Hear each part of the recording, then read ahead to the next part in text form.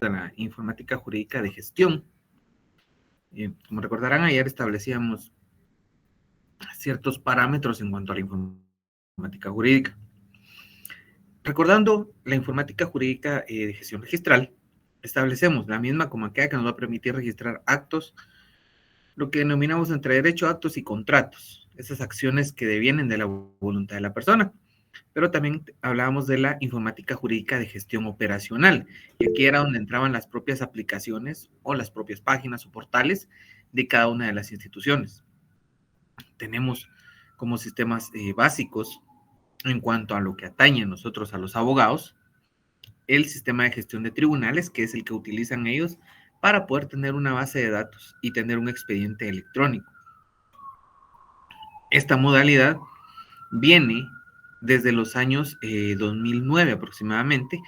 En aquel entonces se tenía un sistema de gestión operacional que inició o da vida con lo que se conoció como el sistema de gestión penal, y era se denominó SIGESPE en aquel entonces.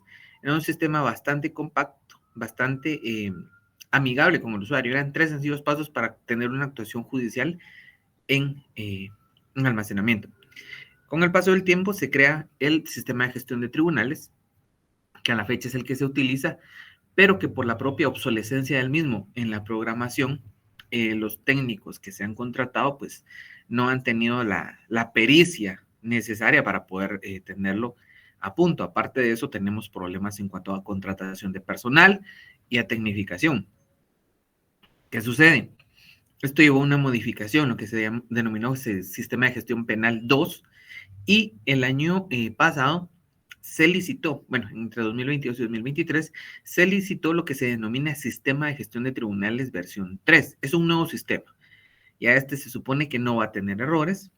A la fecha en Guatecompras ustedes pueden consultar. Fue un evento del organismo judicial y ahí se van cargando las entregas de este nuevo sistema, que está teóricamente para entregarse en 2025 con todos sus módulos funcionales. Ojo, acá ya podemos utilizar el control ciudadano, porque en Guatecompras ustedes pueden entrar a consultar con el número operativo gubernamental, o lo que se llama el NOG también, que tiene otra denominación, y ahí ustedes pueden ver todos los eventos que tiene Guatecompras en cuanto a compras del Estado. Guatecompras en sí es una plataforma de control, donde las entidades cargan los eventos que ellos han establecido por medio de la Ley de Contrataciones del Estado, y ahí nosotros podemos llevar esa función fiscalizadora. Obviamente, en aquel momento se creó Guatecompras más como una cuestión para infraestructura, vivienda y situaciones así. Sin embargo, ya se utiliza para todas las compras e inversiones estatales. Tanto así que la Ley de Contrataciones sufrió una modificación en el año 2015 y se volvió a perfilar las autoridades que iban a intervenir en esos procesos. Bien, entonces ya hablamos de la gestión operacional, gestión registral, y vamos a ir a la informática jurídica de gestión decisional. Esta es una situación que nos va a permitir teóricamente la solución de casos a través de medios electrónicos. Ya vamos a implementar inteligencia artificial.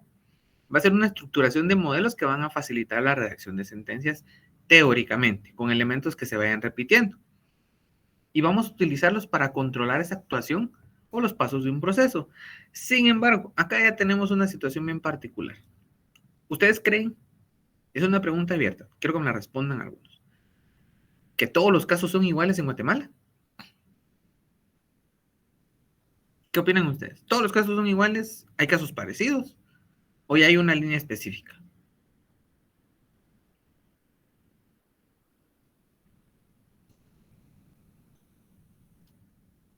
Bien, le vamos a preguntar ¿a quién le vamos a preguntar?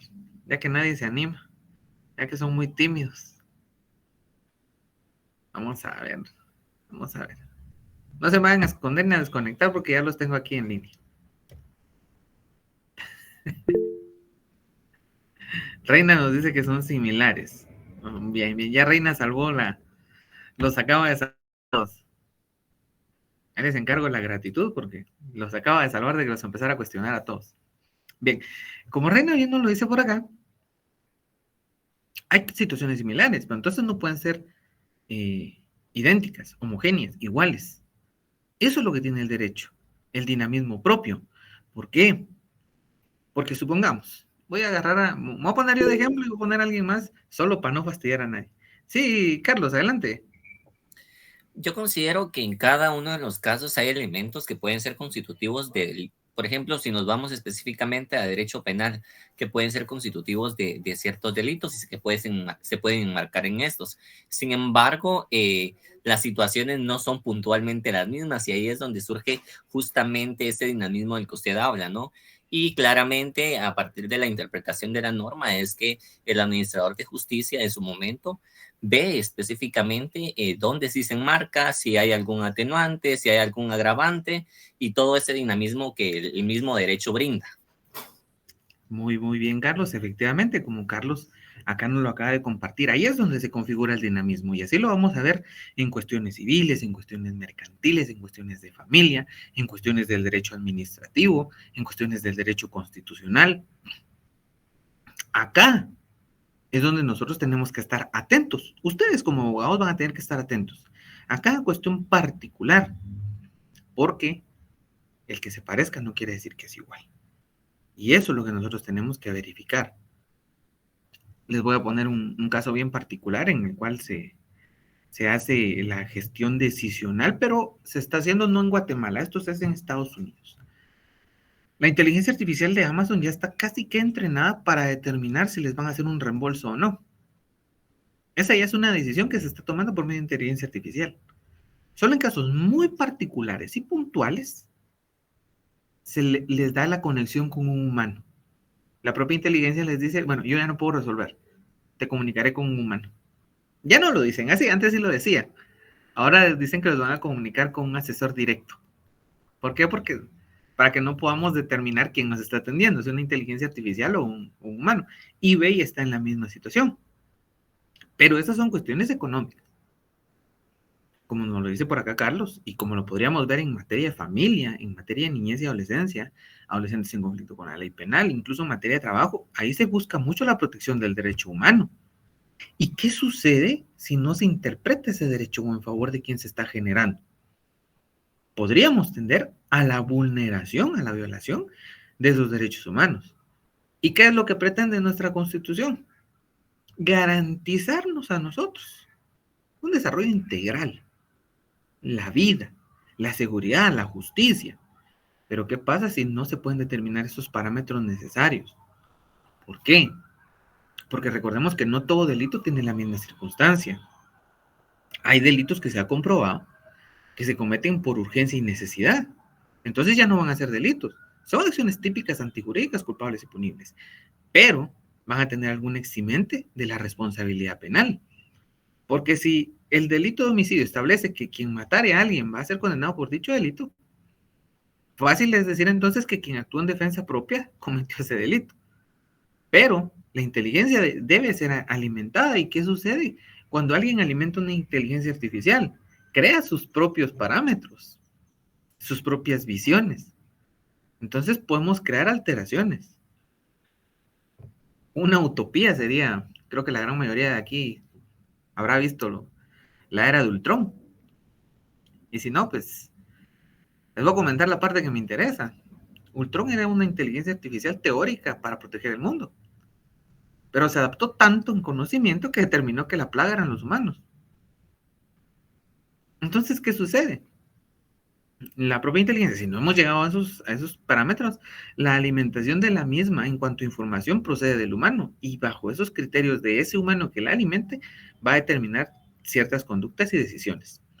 Entonces, acá es donde no podemos establecer precisamente que ya podamos utilizar la inteligencia artificial.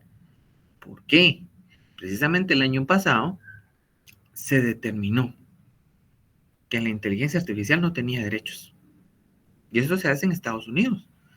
¿Por qué? Porque había personas que ya estaban pasando a ese otro lado, que ya pretendían que las inteligencias artificiales tuvieran esos derechos. Si lo ven ustedes, en este mundo ya todos tenemos derechos. Todos. sin excepción, desde los animales hasta los bosques, o como dicen ahora, los entes sintientes, dicen algunos por ahí. Ya deshumanizaron a la raza humana, teóricamente. Situación que pasa en algunos hemisferios europeos, pero que a Latinoamérica no se ha trasladado todavía. En Estados Unidos sí ya hay unos estados que lo tienen regulado, y es de ahí del éxodo de migración hacia Texas de algunos estados. Pero bueno, y esto es por cuestiones netas de inteligencia artificial. La inteligencia artificial es muy buena. Yo soy un lado de las ciencias y la tecnología. A mí me fascina el paso agigantado que se da cada vez, porque hemos encontrado la cura para muchas enfermedades. También así nos han encontrado enfermedades que no conocíamos y con las cuales lidiamos durante un par de años. Pero ¿qué sucede? Determinarle en este momento en el que todavía estamos viciados como sociedades, nuestras decisiones a una inteligencia artificial va a crear un poco más de daño del bien que va a crear. Porque, como verificábamos, todavía no tenemos una conexión mundial, y aparte de eso, ese conocimiento mundial respecto a las tecnologías de información y comunicación, como se los comentaba a algunos de sus compañeros en otro curso. No hay que ir ni tan lejos, nos podemos ir por aquí, por el lado de San Juan Zacatepeques, comunicándonos hacia Baja Verapaz. Por el lado del Chole hay un lugar entre San Juan, para el Chole hay un lugar en que se queda uno sin señal, una carretera de terracería bastante complicada, y no hay señal de teléfono. Y no estamos yendo ni siquiera a 300 kilómetros de acá, estamos yendo aproximadamente a 70, de acá de la zona 1 hacia allá. Y qué decir de lugares como en Chiquimula, algunos de ustedes que habría viajado por allá, lugares como el Alta Verapaz, Huehuetenango, por la Laguna Magdalena, se queda uno pidiendo teléfono satelital y todas estas cuestiones. ¿Por qué? Porque no estamos realmente todos comunicados, y ese derecho a la internet no ha sido verificado plenamente por las autoridades. Bien. Nos dice Natalie por acá, en algunos puntos también no hay señal. Vean, acá nos lo dice nuestra amiga Natalie, también tenemos esa cuestión, ni luz. Bueno, pero para eso la laguna, es mejor que no tenga luz la laguna, sí, pueden hacer su fogata, obviamente con sus precauciones, no me vayan a quemar el bosque por allá porque está fregado también. Pero, les digo, todas esas situaciones son reales, no estamos acá mintiendo, no estamos hablando de situaciones que no son. Bien, y lo que les decía, que en paz descanse la laguna Magdalena. Ahorita empezó a llover, esperemos que se nos recupere la laguna. ¿Y por qué se considera un área problemática de la informática? Porque precisamente esas decisiones dependen de personas, lo que ya les decía. Y no se va a razonar sobre las actividades o procesos, lo que nos decía nuestro amigo Carlos, precisamente. Porque no vamos a poder establecer siempre la misma situación. Y fíjense que esta situación particular se había creado en el inicio del sistema de gestión de tribunales. Se pretendía que ya salieran teóricamente las resoluciones redactadas. Pero ¿qué pasa? El juez tiene que hacer estos elementos de valoración de la sentencia para poder llegar a esas conclusiones. Muchos dicen, en cuanto a resoluciones, que hay consideraciones que son cajoneras, le llaman muchos. Pero ustedes como ciudadanos merecen un análisis de su caso en particular. A quien le aplica el artículo 2 de la Constitución no le va a aplicar el 3 y 14. O a quien le aplica el 5 no le va a aplicar solamente el 5, sino le aplica el 12 también. El 156, el 154, la no obediencia de órdenes ilegales y todas estas situaciones propias para la persona. Sí, Carlos, adelante. Perdón, licenciado. Yo considero que jamás la inteligencia artificial va a venir y a suplir la funcionalidad del intelecto humano. Hay que partir de que todo, si bien es cierto, puede ser como un aliado estratégico para poder venir y subsanar la demora judicial que existe a la fecha en Guatemala, lamentablemente la interpretación jamás sería la misma. Aunado a eso, es de que en muchos casos pues tampoco se prestaría, ¿verdad?, el hecho de que las mismas autoridades, los mismos administradores de justicia se prestaran para actos de corrupción. Una situación bien particular, como nos lo plantea acá nuestro amigo Carlos, es esa, el planteamiento de los actos de corrupción. Como somos capaces de las mejores cosas del mundo, se establece en algunos postulados, también somos capaces de las peores como seres humanos. ¿Sí? De aquí no estoy mintiéndole a nadie, creo que muchos ya sabemos cómo cómo es esta situación real. Sin embargo, les voy a compartir algo y ustedes me dirán si estoy mintiendo o si es una situación real. Vamos a ver, permítanme por acá. Acá está. Díganme ustedes, ¿eso está sucediendo o no está sucediendo actualmente en nuestra sociedad? Sí, licenciado. Exactamente. Estamos enseñándole a las inteligencias artificiales a hacer todo eso. Y nosotros no lo estamos haciendo. El SEX, el Computex también nos trajeron en esta última entrega y en la propia conferencia única de inteligencia artificial de NVIDIA Corporation, nos decía Jensen Huang, aprendan a controlar la inteligencia artificial.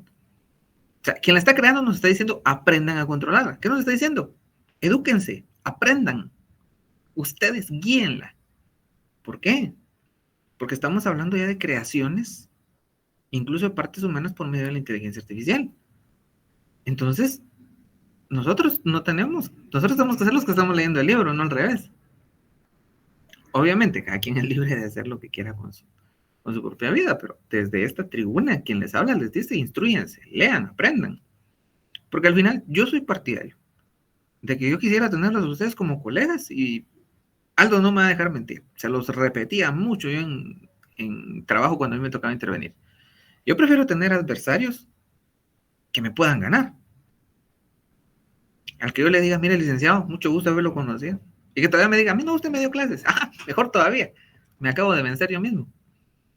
¿Por qué? Porque ustedes son ese futuro. Yo en algún momento ya no voy a estar aquí. Pero quiero que ustedes sean los que impartan el conocimiento, los que litiguen en tribunales, los que tengan todas esas posibilidades de superación. Vean, ahorita tenemos la posibilidad, y se lo digo, pues gradúense, estudien, vayan hacia adelante. Se están abriendo nuevos juzgados, nuevos centros de justicia, fiscalías municipales, defensas públicas municipales, mandatos para Procuraduría General de la Nación. Hay campo suficiente en el derecho mercantil para todos. Obviamente, si ustedes lo hacen como un trabajo debido, porque hay quienes no les gusta ni siquiera culturizarse un poquito en las ciencias jurídicas. Entonces, si toman el consejo de alguien que los aprecia, y creo que los que ya recibieron su nota ya se dieron cuenta que yo aquí no ando fregando a nadie, no me dejarán mentir. Si todos se dieron cuenta, hasta los que tuvieron, vean, y ustedes analicen sus resultados. Quien tuvo una mala, ni siquiera se la tomé en cuenta. Quien tuvo 2, no le puse 2 puntos menos. Quien tuvo 3, todavía como le escarbé. Ustedes ya vieron los que ya tienen su nota. Hay unos que me faltan todavía, me faltan como 29, 28 exámenes de calificar.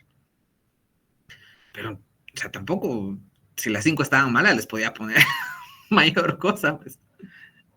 Pero, así como tuvieron esa prueba, van a tener una prueba el día de mañana. Y tienen, el día viernes, un examen parcial. Son 15 preguntas, falso y verdadero. 2 puntos por pregunta. Entonces, presten atención, lean.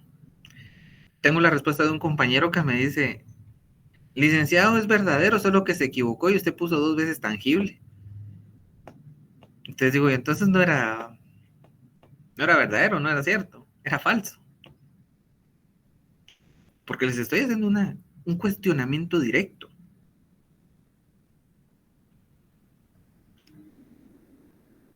No, el examen viene fácil, solo es que lo lean, lo interioricen. No vamos a examinar sobre cuestiones que los puedan hacer perder ciertas situaciones, al contrario. Bien, entonces, retomando este tema de la inteligencia artificial, como bien nos lo decía Carlos, tenemos que tener ese cuidado de la interpretación, el criterio y de la corrupción, que también lamentablemente es una de las características del ser humano. Como es corruptible, también es capaz de los mejores actos de bondad. Vamos a la informática jurídica documental. Y en esta vamos a buscar una creación de bancos de datos jurídicos, con documentos jurídicos, que van a constituir una fuente de derecho. ¿Y cuál va a ser el fin de este? Brindarnos un acceso rápido al mismo. No, el viernes sí, no, ya ayer les tomé todavía, tampoco se pasen.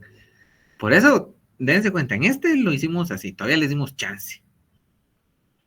Pero el viernes sí, son ustedes contra el examen. El viernes se nos va a olvidar todo a nosotros.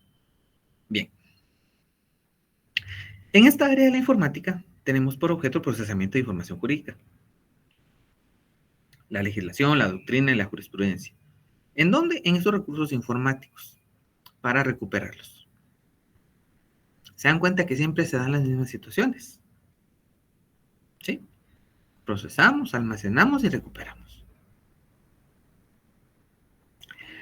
Nuestra distinguida Jennifer nos pregunta por acá, vean, según el calendario que pasamos el primer día, el examen va a ser de 4 a 5 de la tarde en horario de clase. Todavía no tenemos en qué salón, todavía no nos lo han comunicado, pero por parte de la facultad, y como les facilitamos el primer día, se va a llevar a cabo la evaluación el día 14 de junio a las 16 horas, de 16 a 17 horas. Entonces, tómenlo en cuenta, si tienen que pedir algún permiso, pídanlo de una vez, porque ese día tienen que estar ahí en la facultad. ¿Excusas? Sí, buenas tardes. Disculpe, ¿a qué hora indicó que venía manejando y no escuché bien? 16 horas a 17 horas, mi distinguido Cristian. Ok, gracias. Nuestro amigo Maco nos dice que sea virtual. No, no se puede, es instrucción de la facultad. Nuestro amigo Aldo no me dejará mentir. Fue una instrucción directa del decano. El decano llegó ese día a sesión y nos dijo, es presencial. Y se lo comunican de una vez a los alumnos. Aldo, tiene la palabra. Cuéntenles qué nos dijo el decano.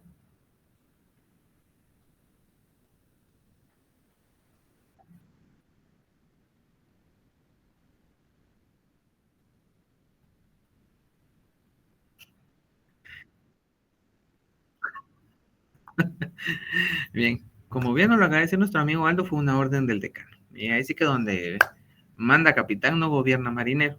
Entonces, si tienen algún inconveniente, no lo hacen saber, se tienen que justificar debidamente. Ya yo veré cómo pasarles esa evaluación.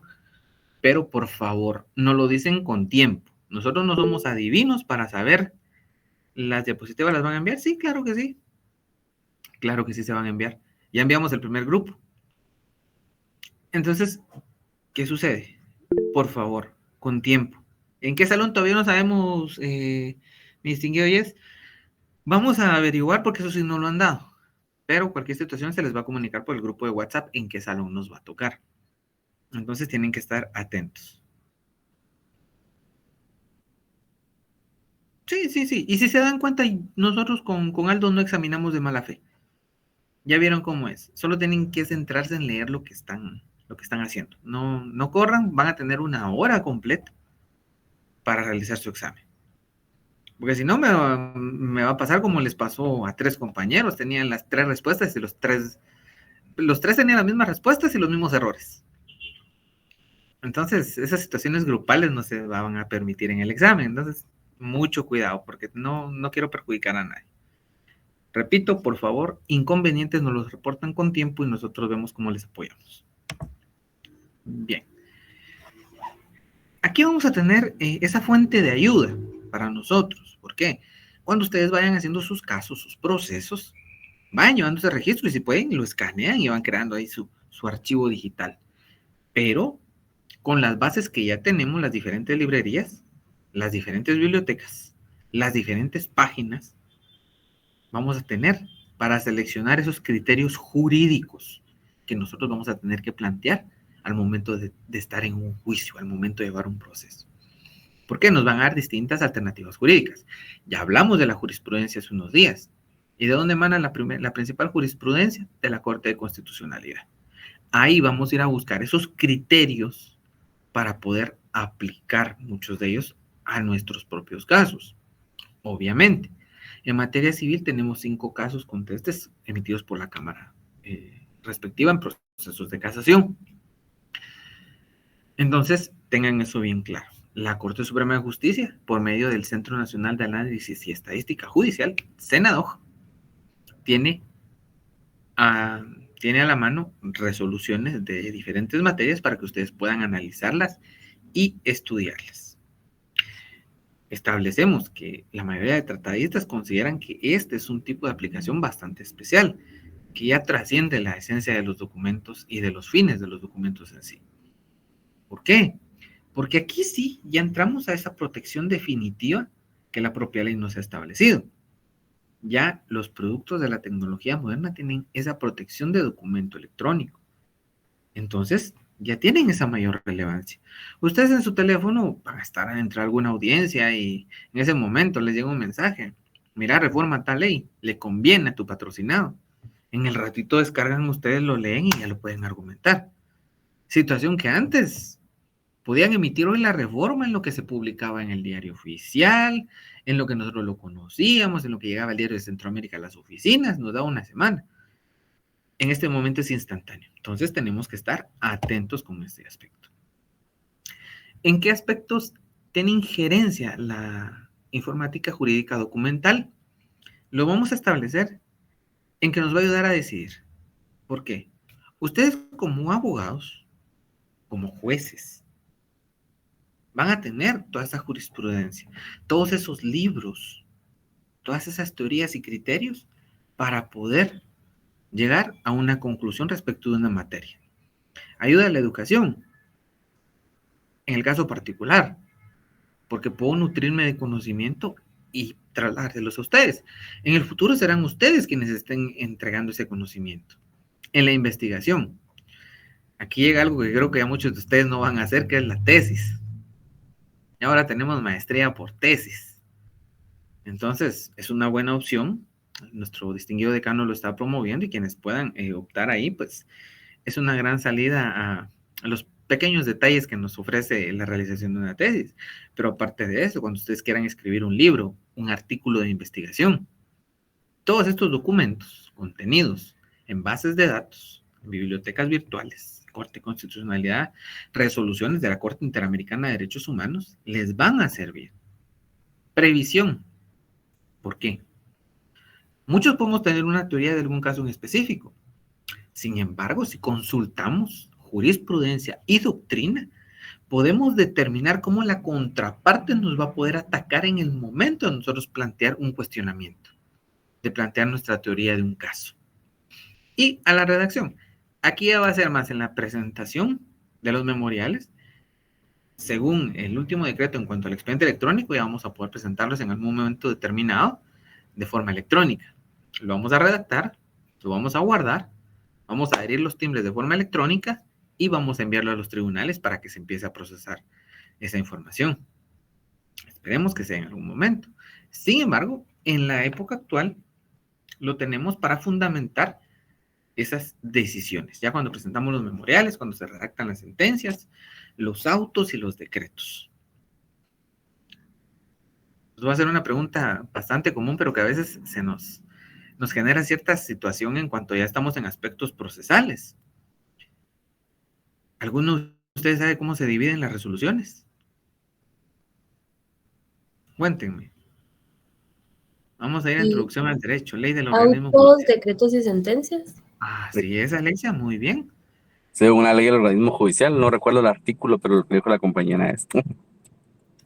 Artículo 142, ley del organismo judicial. 141, 42 y 43 se va a regular la forma de las resoluciones, el plazo para hacerlas y la autoridad que las emite. Muy bien, Alexia, muy bien, Cristian. Así es. Entonces, tengan bien claros esos parámetros de resolución, porque a ustedes les van a servir para toda su vida en el ejercicio de la profesión. Entonces, como ya expliqué las 5, pues vamos a ir a la siguiente. Bueno, unos ejemplos de bases de datos, el Centro Nacional de Análisis y Documentación Judicial, el Senado, que es del organismo judicial. Tenemos también cómo vamos a dividir la informática jurídica documental. Vean, tenemos la legislativa, que regularmente ¿dónde vamos a encontrar todo esto? En el Congreso de la República de Guatemala. Debería estar cargado toda su página, debería, es un sueño, pero esperemos que un día llegue a pasar, porque inclusive, para cuando se elabora una ley, existe una exposición de motivos, el por qué se hace esa ley. Saber eso nos va a ilustrar con una guía específica del por qué se legisló en ese momento de determinada forma. Regularmente, recordemos que quienes hacen la interpretación son los tribunales de justicia, pero eso es en momentos determinados. Sí, Carlos, adelante. Perdón, tanta interrupción, Lick. No, Lo que sí es adelante. de que si vemos proyectos de ley que son emitidos en el Congreso, lamentablemente en la exposición de motivos son fundamentos de ley. No hay un andamiaje de campo como tal que evidencie esa imperiosa necesidad de poder venir y reformar un instrumento jurídico. Así es, y eso es lo lamentable. Por técnica deberíamos de tener esa justificación. ¿Sí? ¿Para qué? Para decir, bueno, sí, era viable o necesaria esa legislación. Sin embargo, no se hace. Y aquí es donde no te... Vean, es bien, bien paradigmático porque a mí me encanta el convenio 169, que es el convenio de los pueblos indígenas. Muy buen convenio. Léanlo, estudienlo, muy, muy bueno, interesante. Ese convenio tiene una mejor exposición de motivos que muchas leyes. Y es un convenio de la Organización Internacional del Trabajo. Ojo, ni siquiera es, podríamos decir, un convenio emitido por la Organización de las Naciones Unidas o que se emitió en La Haya o en algún lugar así, que es plus derechos humanos. Pero tiene una exposición en sí, el propio convenio, en cuanto a los motivos del por qué la protección a los pueblos originarios. Muy buena.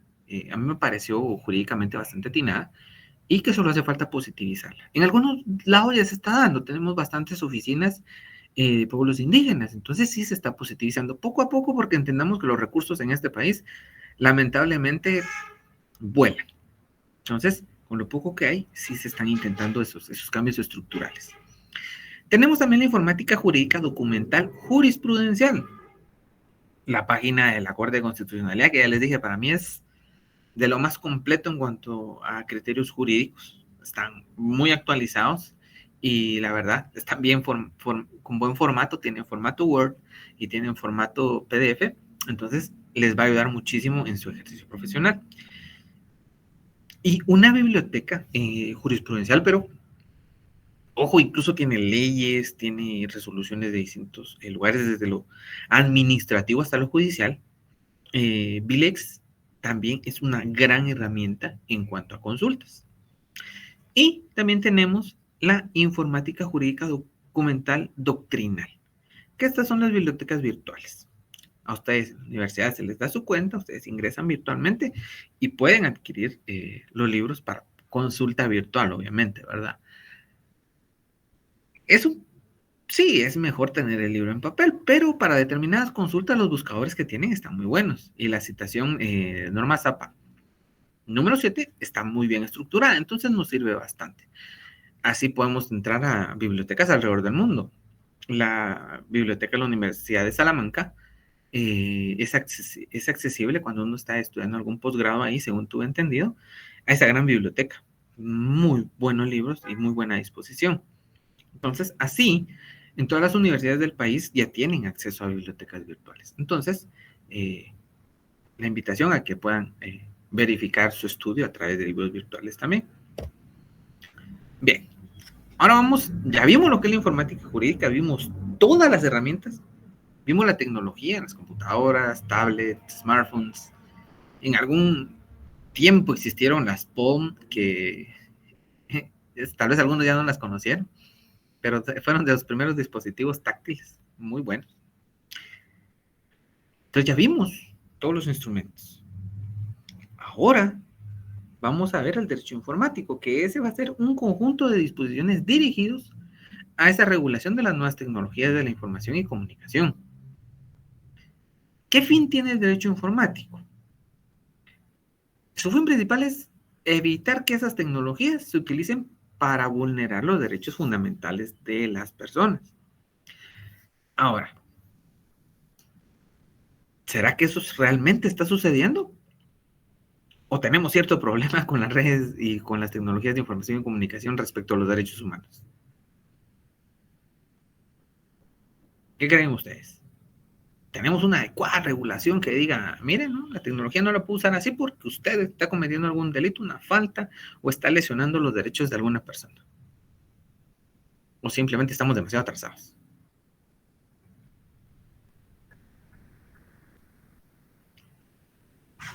Yo creo que sí hay un rezago tecnológico en Guatemala.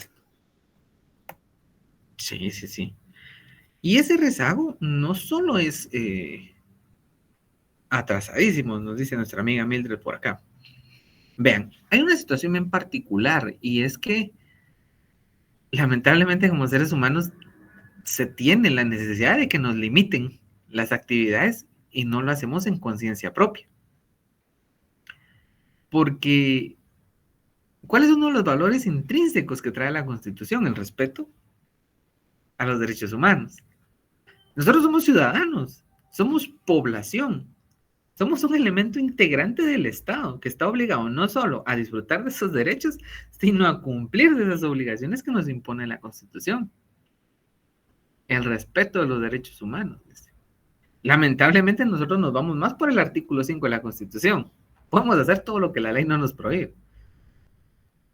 De ese supuesto, muchos han tomado los recovecos o esos lapsus o lagunas mentales que tienen las leyes para aprovecharse y lesionar otros derechos humanos. ¿Qué? En Guatemala no está regulado como una ofensa bien definida o un delito bien definido el que a ustedes los puedan hacer virales. ¿Cuánto les puede afectar?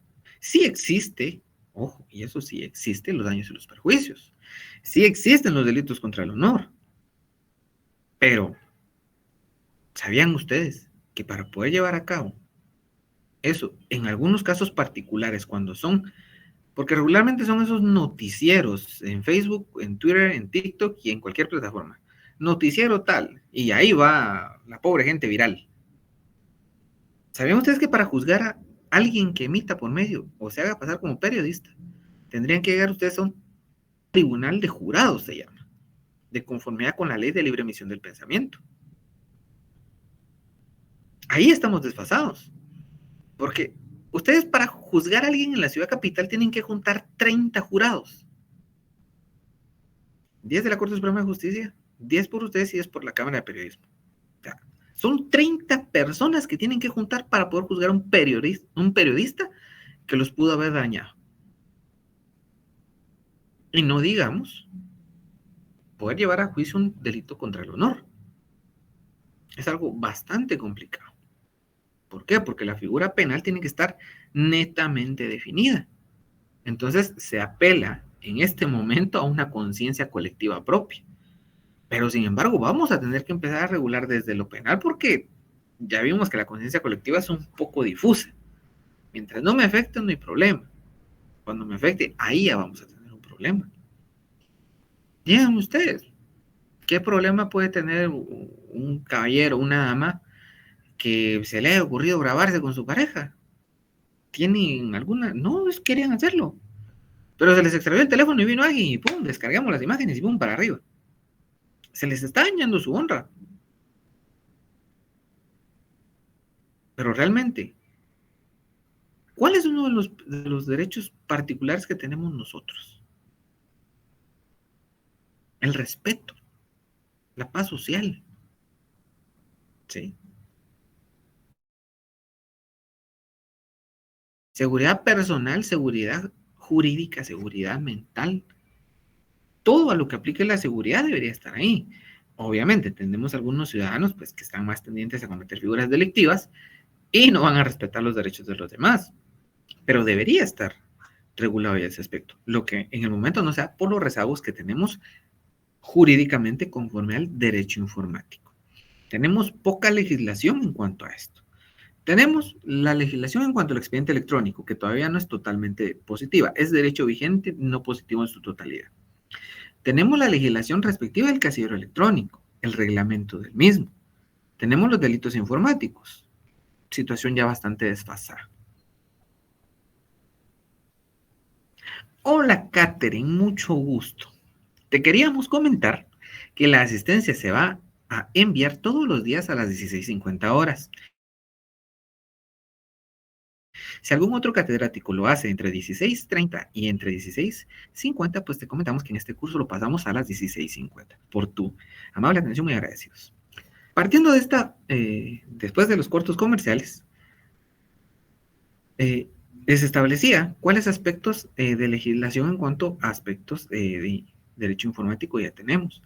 La ley de la ley de acceso a la información pública es otra situación que ya tenemos en la que entra el derecho informático.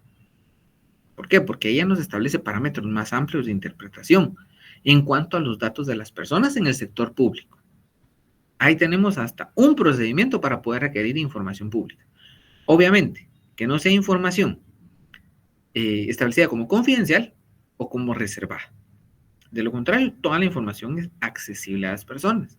Es más, en línea en algunas instituciones del Estado, ustedes ya pueden solicitar información pública. ¿Cuál es la situación particular en la solicitud de acceso a la información pública? En primera, les van a pedir la situación del habeas data. Eso lo vamos a ver más adelante, pues les explico. Ese derecho que ustedes tienen de saber o de que les modifiquen toda información de ustedes en los registros.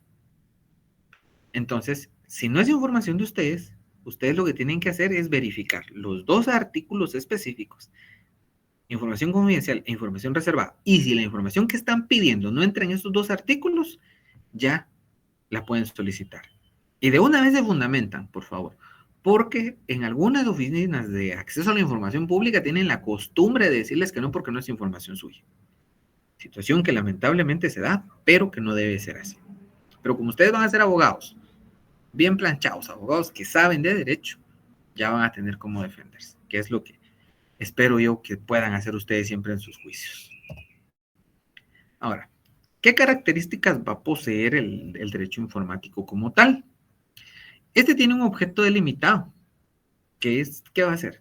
La tecnología. Ya lo decía su conceptualización, va enfocado a la tecnología y a que no se afecten esos derechos de las personas. Va a tener una metodología específica. Y sí, acá nos vamos a auxiliar de los ingenieros, de los especialistas en las ciencias de la informática, para que nos auxilien a determinar cómo se van a vulnerar. Recordemos que muchos tienen su astucia en cuanto a aspectos tecnológicos. Entonces muchos utilizan hasta VPNs para decir que están en otros países cuando están cometiendo ciertas actividades. Entonces ahí nuestros amigos informáticos pues nos van a ser de gran ayuda. Es autónomo. ¿Y por qué? Porque tiene su campo específico.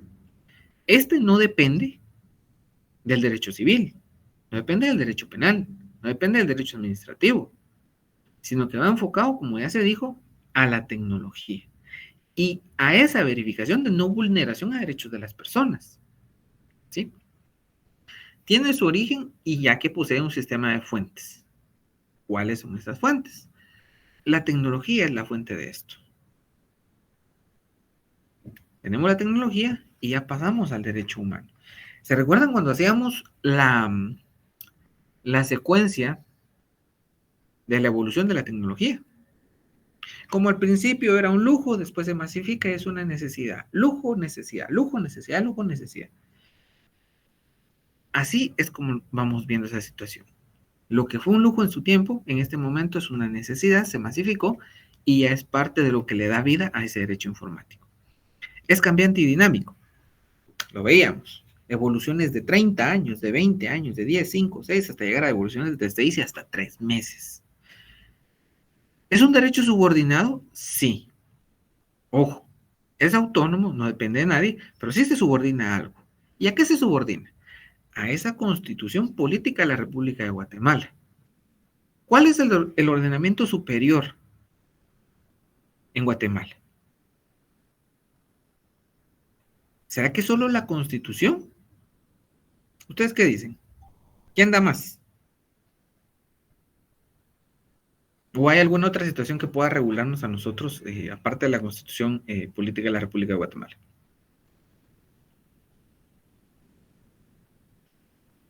Bien, les voy a dejar de lectura el artículo 40 al 52.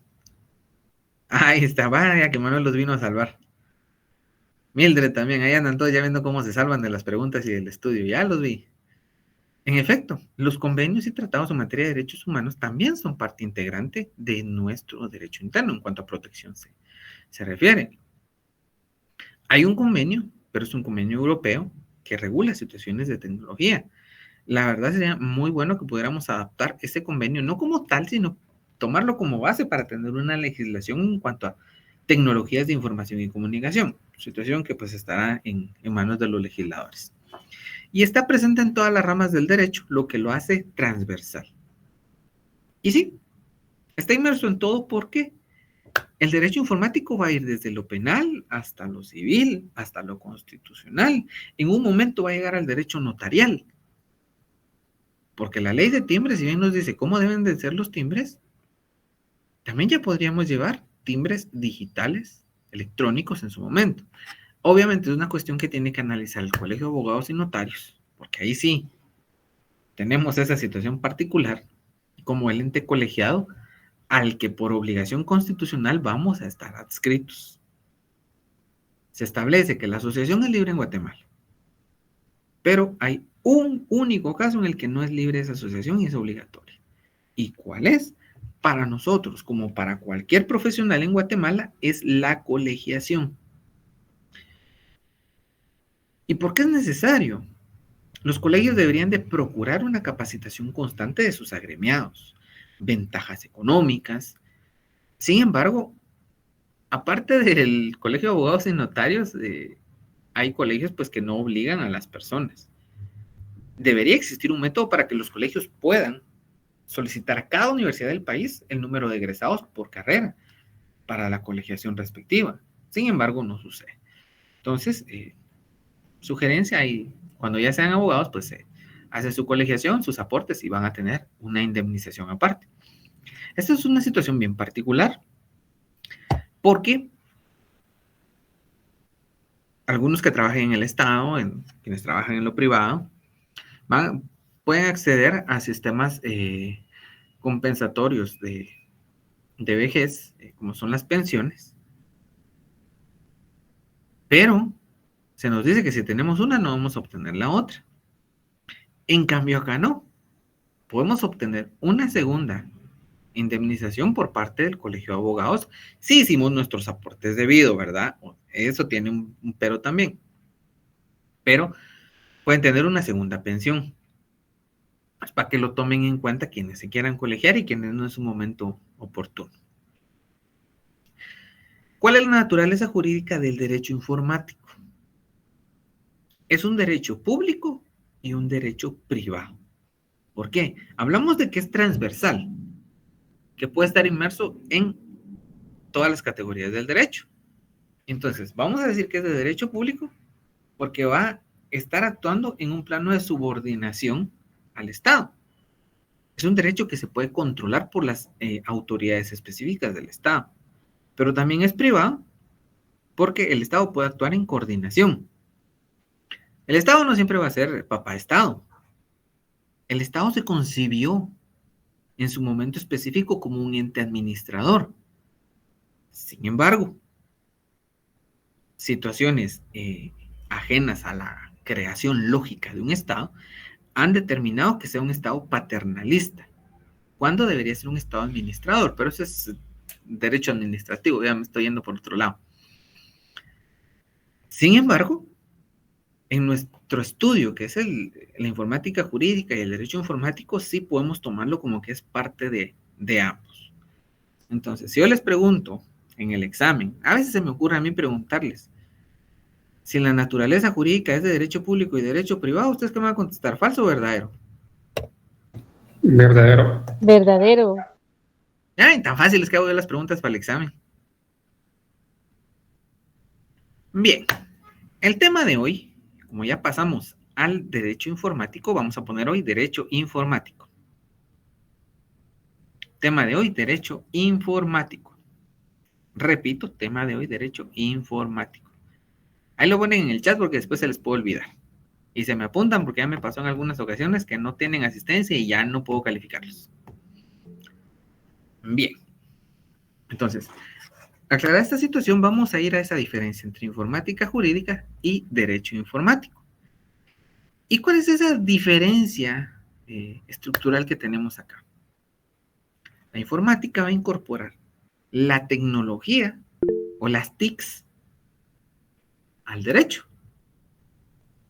Vamos a utilizar nuestra computadora, nuestro smartphone, nuestra tablet y cualquier dispositivo electrónico que nos permita comunicarnos al mundo del derecho. ¿Sí? En cambio, el derecho informático, su primordial objetivo es regular la informática en cuanto a su incorporación. ¿Y esto qué es? ¿Cuál era la finalidad? Que no afectemos derechos humanos con esa incorporación tecnológica.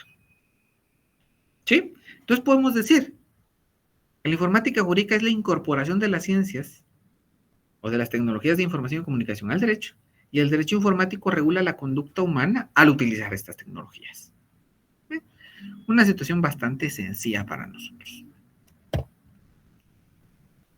¿Qué ejemplos tenemos de informática jurídica? El Registro General de la Propiedad tiene un manual de políticas de copias de respaldo de la operación registral. Y este manual es bien particular, porque aquí ya tiene una misión específica para el registro. Porque aquí nos dice que esa institución pública, mediante la utilización de tecnología moderna y la eficiente utilización de recursos, va a garantizar la certeza jurídica y seguridad registral de los actos requeridos por los titulares de bienes inmuebles. Si se dan cuenta, aquí ya nos dice, ¿qué es lo que vamos a introducir? La tecnología moderna y la utilización de recursos. Eso es lo que vamos a introducir acá. Y esto se dio por un acuerdo gubernativo, un acuerdo administrativo, 25-2019 del Registrador General de la Propiedad, en aquel entonces, Elmer Erasmo Beltetón Morales. ¿Qué ejemplos de derecho tenemos? Les decía, la ley reguladora de las notificaciones por medios electrónicos, el acuerdo de Corte Suprema de Justicia que reglamentaba dicha situación y, el más importante, hasta la fecha, el decreto 13-2022 del Congreso de la República de Guatemala, ley de tramitación electrónica de expedientes judiciales. Aquí en este decreto nos dijeron, señores abogados, ustedes están obligados a tener un casillero electrónico. Mire, señores del Congreso, que yo soy un abogado que vive en la montaña, pues al Congreso no le importó que usted viviera donde viviera. Usted tiene que tener un casillero electrónico. Es que mire, se cae la comunicación, al Congreso no le importó. Usted es un abogado y usted está obligado por ley a tener un casillero electrónico y más aún a estar conectado. Porque si se dan cuenta, esa obligatoriedad los tiene Pedro al pie del cañón. Porque supongamos que ustedes les notifican viernes en la tarde y ustedes tienen que plantear alguna situación. Tal vez ustedes no tuvieron conexión porque se fueron de paseo a la montaña y bajaron a 3 días después. Pero para interponer su acción tienen solo 48 horas. Perdieron 24. Y cuando agarren conexión, van a tener 24 horas para plantear su acción. Todos esos detalles son los que a veces, como decía nuestro amigo por acá, no existe una justificación específica. No existe ese llamamiento a las normas para poder proteger esos derechos humanos. Regulamos y legislamos porque se nos dio la gana, se oía bonito y alguien nos propuso la ley. Pero fundamental en esos motivos de necesidad social, regularmente no se da. Obviamente ustedes van a ser esos buenos asesores que van a hacer esas justificaciones cuando presenten ustedes sus proyectos. Por eso es importante que se vayan haciendo de cultura en cuanto a los aspectos o al derecho que más les guste a ustedes, para que cuando les toque el momento de desarrollar su profesión, estén formados en esas áreas. La gran mayoría ya tendrá un área favorita por acá. Algunos van a ir por derecho penal, otros por derecho del trabajo, otros por derecho administrativo, derecho civil, unos se me van a especializar en constitucional. Al final, yo no sé en qué se van a especializar. Pero sí es importante que desde este momento ustedes vayan tomando esas conceptualizaciones necesarias para el momento en que ustedes tengan que llevar a cabo su labor como asesores. Bueno, ahora, ¿qué ventajas nos ofrece la informática jurídica y el derecho informático? Como primera, reducción de costos. Ya lo decíamos, vean en este momento. utilicémoslo como informática jurídica. Estamos utilizándolo para formarnos. Esa labor de educación. Algunos de ustedes ya están en casa, otros están en su oficina, cómodos, recibiendo clase. Les evitó un costo llegar a la facultad. ¿Sí? Tener que desplazarse de sus lugares a zona 11. Entonces están en sus casas tranquilos, pueden ir a tomarse un vaso de agua, pueden estar comiendo. Algunos están trabajando todavía. La comunicación va a fluir con mayor rapidez. Esto sucede por acá. Como les digo, hoy nuestro amigo estuvo bastante participativo y pues, bien por él también por haber colaborado con la clase. Los lugares de remisión y recepción de la información se multiplican al infinito. Ustedes se pueden ir a Corea. Como Corea está de moda por acá ahora, con las armies, diría una mi amiga, que están encantadas con los muchachos coreanos. Se pueden ir a Japón, se pueden ir a Australia, se pueden ir a Europa, Estados Unidos, y podrían bien el día de hoy estar recibiendo información. O si tramitáramos ya los expedientes electrónicamente, podrían presentar sus escritos desde esos lugares. Facilita la obtención de información, como la recuperación de la misma. Como les decía, en el caso particular de Corte de Constitucionalidad, tienen sus servidores 24/7. Nuestra amiga Daisy sigue aquí esperando que salga el primero del servicio militar. Bueno, pues cada quien con sus cuestionamientos particulares, ¿verdad? Facilita la actividad jurídica. Cuando a ustedes les llega una notificación electrónica, en el momento pueden redactar su contestación. Pueden presentarla mucho más rápido. ¿Qué sucede? Si ustedes tuvieran que llegar al órgano jurisdiccional o esperar a que llegara el notificador, eso ya es una pérdida de tiempo para el proceso. Sin embargo, en esta situación, instantáneo. Y evitar que las nuevas tecnologías violen derechos fundamentales, que es lo que todavía estamos en camino de realizar completamente, porque hay demasiadas áreas a regular. Bien, por el día de hoy lo vamos a dejar por acá. Tampoco los quiero saturar de contenido para el día del parcial. No es mi objetivo. Yo prefiero que aprendan poco, pero que lo aprendan bien. Entonces, si no tienen ninguna duda, ninguna pregunta, pues va a ser todo por el día de hoy. Vamos a terminar de calificar y les van a ir llegando sus resultados. A los que lo mandaron por foto, pues ahí también ya les mandamos sus resultados a algunos. Así vamos a hacer la prueba el día de mañana, solo que mañana sí, la de mañana ya la voy a calificar estrictamente. Así que tomen como regalo la primera prueba, que ya la segunda ya se la voy a calificar. Y por favor, estudien. El viernes tenemos una prueba. Sí, mi distinguido Luis, adelante. Sí, Lick, buena tarde. Fíjese que yo tengo ese problema que no puedo, porque mi correo ya me tiró espacio insuficiente, entonces no puedo utilizar Classroom por lo mismo. Entonces, consulto si puedo seguirle enviando por WhatsApp la prueba. Mire, mi distinguido Luis, como cuestión excepcional la recibimos así, pero todos los que tengan ese problema de envío tienen que empezar a limpiar su Google Drive. Vean qué fotos les sirven y cuáles no, y empiecen a limpiar, vean qué archivos les sirven y qué archivos no. Porque ese es el problema. Muy bien. Entonces, muy bien, Lick. Gracias. Sí, esa es la instrucción. Allá desean ustedes, yo les voy a ser muy honesto. Yo hago match entre todo y genero una calificación. Si me van a poner otro correo con el que no están adheridos a Classroom o no sea el que está en la facultad, yo lo voy a lamentar mucho, pero no me voy a poner en la tarea de andar buscando de quién es el correo X o Y.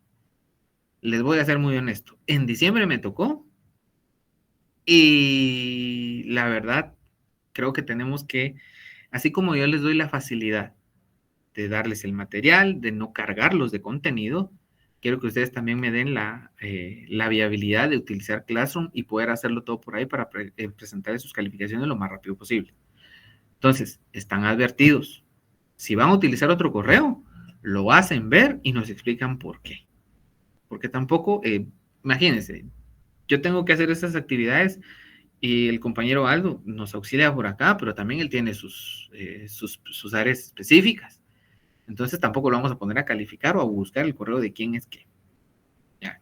Entonces, por favor, pido esa colaboración de ustedes, así como nosotros estamos colaborando y vamos a colaborarles en el resto del curso.